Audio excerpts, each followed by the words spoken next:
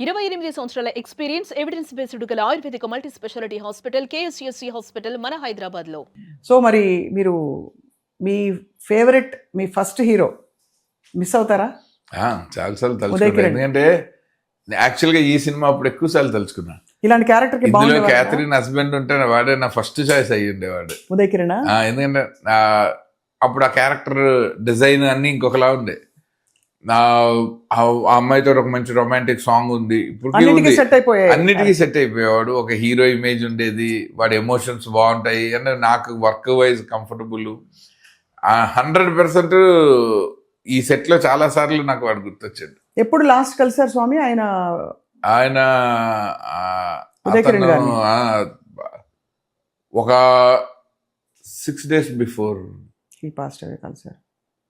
అప్పుడు కూడా మీకు అసలు అంచనా కూడా రాలేదు ఎవరికి. ఎంత హుషారుగా Attarintiki Daredi cinema super hit అయిందని ఆనందంలో మాట్లాడాడు. లాస్ట్ కాన్వర్సేషన్ మా ఇద్దరిది అది. మన జోనరా అంటే ఒక పవన్ కళ్యాణ్ లాంటి పెద్ద commercial mass super hero super star ఒక ఫ్యామిలీ డ్రామా చేసి హిట్ కొట్టాడంటే అంటే అతని ఇమేజ్ కంటే చాలా చిన్న భావోద్వేగాలతో కూడిన ఒక ఫ్యామిలీ డ్రామా కథ చేశాడంటే ఈ జోనరాకి మళ్ళీ మంచి రోజులు వచ్చాయి. ఇప్పుడు మనకి బెటర్ అవుతుంది. ఇలాంటి కథలు రాద్దాం, మీరు కూడా రాయండి, లేదా ఎవరి దగ్గరైనా వినండి. ఎందుకంటే అంత క్రితం వరకు అతనే నాతోటి మేము మనసంతా నువ్వే 2 చేస్తామని అడ్వాన్స్ ఇస్తే రిజెక్ట్ చేశాడు. ఆ కథ చెప్తే వద్దన్నాడు. ఈ మాస్ కథ కావాలి అనేవాడు. అత్తారింటికి దారేది హిట్ తర్వాత అతను మాట్లాడినప్పుడు ఇలాంటి కథలకి ఓకే అన్నాడు. గ్రీన్ సిగ్నల్ ఇచ్చిన 6 రోజులు ఎంత హుషారుగా మాట్లాడాడు. 5-6 hours మాట్లాడుకున్నాం. కానీ చాలా నాకు కూడా నేను కలిసినప్పుడు ఒక పర్సనల్ ర్యాప్ ఉండేది. ఇంటర్వ్యూలకు వచ్చినా కూడా మంచి ఒక చార్మింగ్ గా ఉంటాడు. చాలా చార్మింగ్. షాకింగ్ అంటే నాకు ఒక కంఫర్ట్ జోన్ ఉండేది. టక్కన ఏదైనా అనుకుంటే సినిమా మొదలు పెట్టేయగలిగిన హీరో ఉండేవాడు ఉదయ్ కిరణ్. అయితే నేను కొంచెం నా మీద ఇన్వెస్టర్లు, నాకు కొంచెం వరల్డ్ వైడ్ కాంటాక్ట్స్. ఇప్పుడు పీపుల్ మీడియా ఫ్యాక్టరీ లాంటి ఒక సంస్థ మన స్నేహితుడు ఆయన మొదలుపెట్టి అది సక్సెస్ఫుల్గా ఉన్నప్పుడు నా చేతిలో ఉదయ్ కిరణ్ లాంటి హీరో ఉంటే నేను టక్కన ఒక ప్రాజెక్ట్ సెట్ చేసి ఈజీగా ఉండేది స్వామి. కానీ ఇప్పుడు వెళ్ళి అంటే మనకు అంత ర్యాపో లేని హీరోల డేట్లు మనం అంత ఈజీగా తెచ్చుకోలేము. కరెక్టే. కానీ స్వామి ఇప్పుడు మీకేమర్థమైంది? అంత హుషారుగా మాట్లాడిన వ్యక్తి అంతటి పరిస్థితి ఏమొచ్చి ఉంటుంది? లేదు, అది టెండెన్సీ అండి. దానికి పరిస్థితులు ఏం అవసరం లేదు.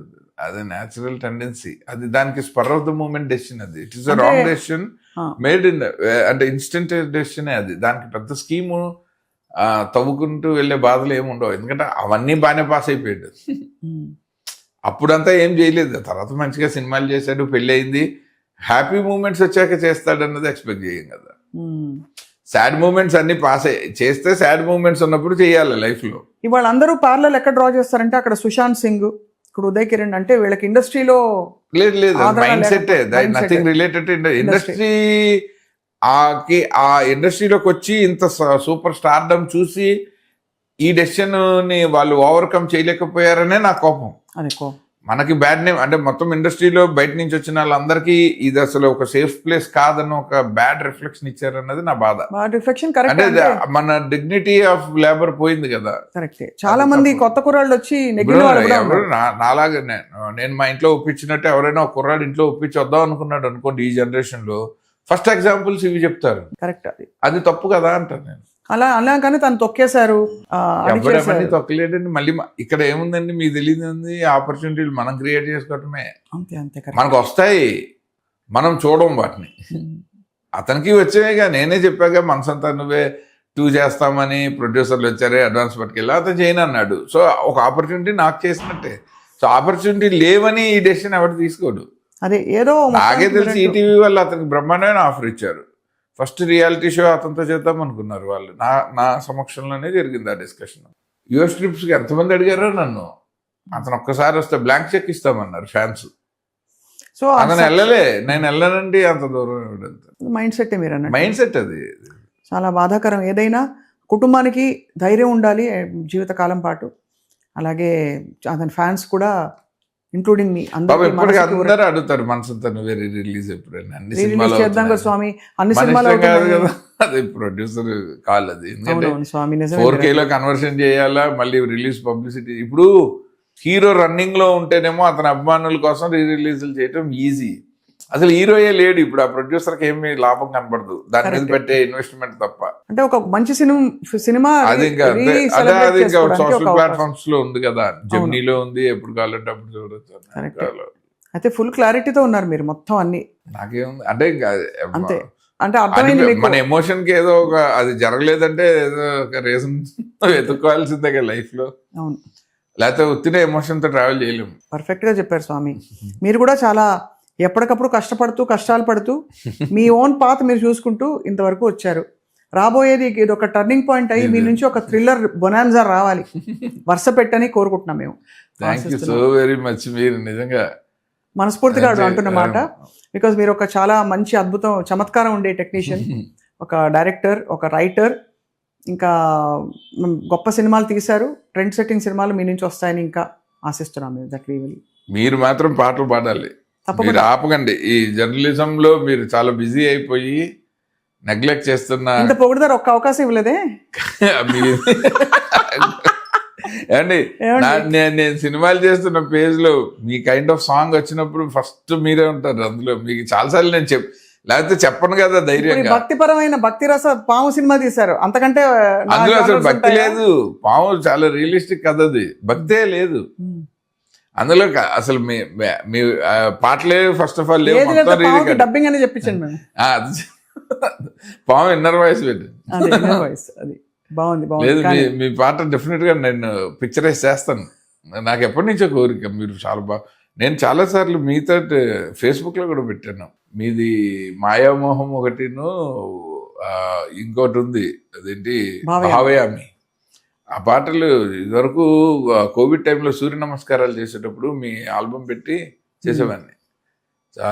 చాలా చాలా సూతింగ్ గాను ఉంటుంది, చాలా ఎనర్జీ వస్తుంది. బాగా పాడతారు మీరు. You are a blessed classical singer. మీరు దాన్ని పర్సూ చేయండి, అలా వదిలేయకండి. దాని ఆపర్చునిటీ ఎప్పుడప్పుడు వచ్చేస్తుంది, దానికి కావాల్సిన రికగ్నిషన్ ఎప్పుడో వచ్చేస్తుంది. తప్పకుండా స్వామి, మేము మా మాట మేము మన్నిస్తాం, తప్పకుండా పాటిస్తాం. ఇంకోటి స్వామి, మీకు టీజీ విశ్వప్రసాద్ గారికి మధ్యలో ఏమైనా గ్యాప్ వచ్చిందా? ఏమన్నా కొంచెం ఏం లేదండి. ఏమి ఆయనతో సడన్ గా మీరు? లేదండి, ఈ డైరెక్షన్ ఆఫర్ వచ్చినందువల్లే బయటకు వచ్చాను. అది కూడా చెప్పే ఇప్పటికీ మాట్లాడుకుంటాం ఆయనతో. అసలు రావడానికి ఇప్పుడు అంతే ఉన్నాను. ఎందుకంటే నాకు ఎప్పుడు ఆయన మీద కన్సర్న్ ఉంది. ఎందుకు ఆయనకి సినిమాల్లోకి రావాలని ఉన్నా ఆయన కొన్ని వందల మంది తోటి ట్రావెల్ చేయొచ్చు. ఆయన ఎక్కడో నన్ను నమ్మి నాతో ట్రావెల్ చేయాల్సిన స్థితి ఆయనకు కూడా లేదు కదా.